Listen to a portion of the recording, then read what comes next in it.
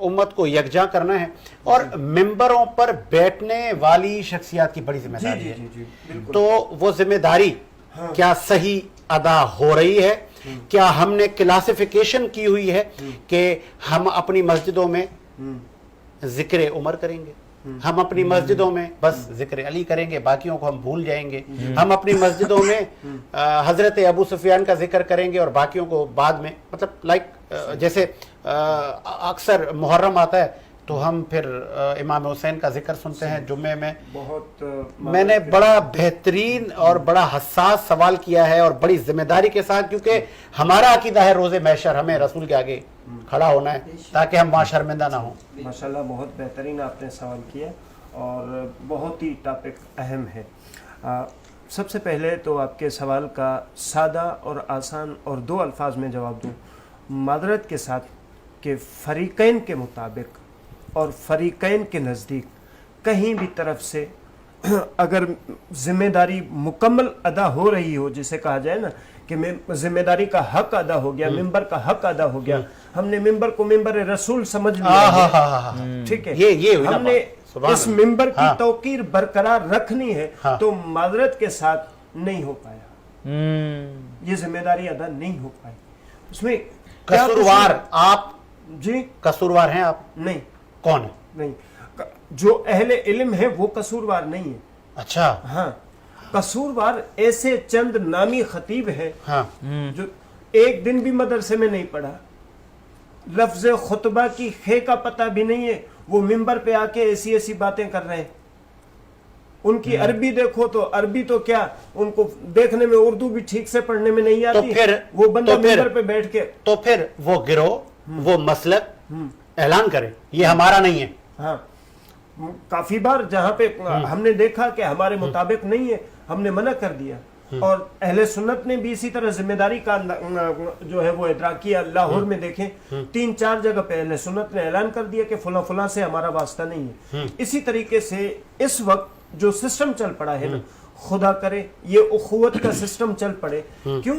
اب بیسیکلی دیکھیں کہ باہر کے جو ممالک ہیں، خود سعودی عربیہ میں شیعہ سنی ہیں، وہاں پر کوئی ایسا سسٹم نہیں ہوتا. ہمارے ہاں ایسا ہوتا ہے، ایک دوسرے کی گردن پکڑ لیتے ہیں، اس نے کہا گردن مروڑ دوں گا، اس نے کہا میں قتل کر دوں گا. بھائی یہ کیا ہوگا؟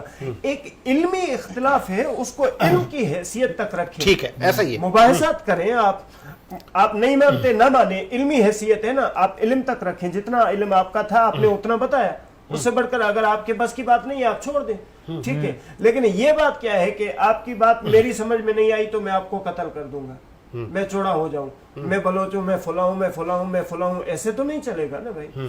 لیکن اگر علمی اور ذمہ داری کا احساس دلانا ہے ایک دوسرے کو، تو ایک دوسرے کی مسجدوں میں نمازیں پڑھیں، ایک دوسرے کے ساتھ مصافحہ کریں، ایک دوسرے کے ساتھ عید ملیں.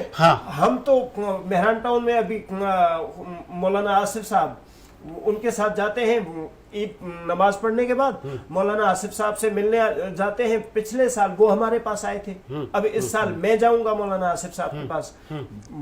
بولتے ہیں سیدھی بات کہ مولانا نظریے کا بہت بڑا فرق ہے. وہ یہ ملنا ملانا کریڈٹ، ایک بڑی ویڈیو وائرل ہوئی تھی، طارق جمیل صاحب بھی تو گئے تھے نا وہ شہنشاہ حسین نقوی سے ملنے. پھر سننے میں آیا کہ جو وہ تبلیغی جماعت ہے انہوں نے ان سے معذرت کر لی کہ بھائی ہمارا آپ سے واسطہ نہیں. طارق جمیل صاحب سے کیا یہ آپ کی تنگ نظری ہوگی اگر کوئی کسی سے منع کر دیتا ہے نا، کیونکہ آپ شیعہ سے ملے ہو. مین مسئلہ کیا ہے؟ شرط اسلام کیا ہے؟ لا الہ الا اللہ محمد رسول اللہ، ٹھیک ہے، یہ ہے شرط اسلام. اگر اس پر آپ ہیں تو آپ ایک دوسرے کے بھائی. میری تنگ نظری نہیں ہے، سننے میں یہ ہے. اس کے بعد ان طارق جمیل صاحب آپ سے مراد وہ لوگ ہیں جنہوں نے معذرت کی. تو پھر کیسے یہ سوسائٹی، یہ معاشرہ، جب تک ہم برداشت نہیں ایک دوسرے کو آنا جانا ہی نہیں ہے. اپنی عبادت گاہیں ہم نے الگ الگ کر دی ہیں کہ بس یہاں جی فلاں ہم تو نماز دیکھتے ہیں، کس کی مسجد ہے؟ اچھا فلاں کی. تو اللہ کا گھر ہے، بالکل اللہ کا گھر ہے، ہم کسی کو منع نہیں کرتے. کیا جو رسول نے نماز پڑھائی آپ وہ لوگ نماز نہیں پڑھواتے؟ بالکل وہی پڑھواتے ہیں. جی سر اس سے زیادہ کوئی شک نہیں.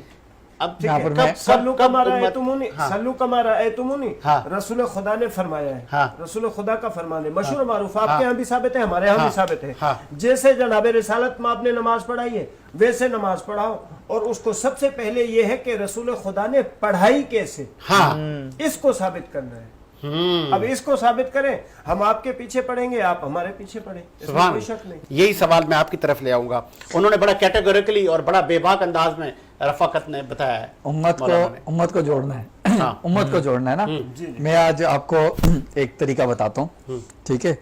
اہل سنت کے ہاں، ہم اہل سنت ہے، ہمارے ہاں شروع سے ایک بات ہے کہ محبت، اتفاق، اتحاد یہ لازم ہے، اور دین، اسلام اور شاعر اسلام ہم ہر ایک کا ادب و احترام کرتے ہیں۔ پتہ ہے کیا ٹوٹنے والی باتیں کب ہوتی ہیں؟ جب نفرتیں ہوں، پھر چیزیں ٹوٹتی ہیں۔ میں خواجہ آفتاب احمد کسی اہل تشیع یا اہل حدیث کی مسجد میں جا کے امام کے پیچھے نماز پڑھی ہے؟ میں بھی آپ سے پوری ڈائریکٹ سوال کر دیا میں نے، میں آپ سے پوری بات سنیں۔ جی میرا گھر ہے، ہاں میرے گھر میں 6 افراد ہیں، ان میں سے ایک میں کوئی خامی نہیں ہے، لیکن بظاہر لوگوں کو وہ خامی لگتی ہے، بظاہر لوگوں کو وہ خامی لگتی ہے، خامی نہیں ہے، اور میں لوگوں کو سامنے 4 بڑھا کر خامیاں بیان کرنا شروع کر دوں تو کیا ہوگا؟ میرا گھر برباد ہو جائے گا۔ صحیح۔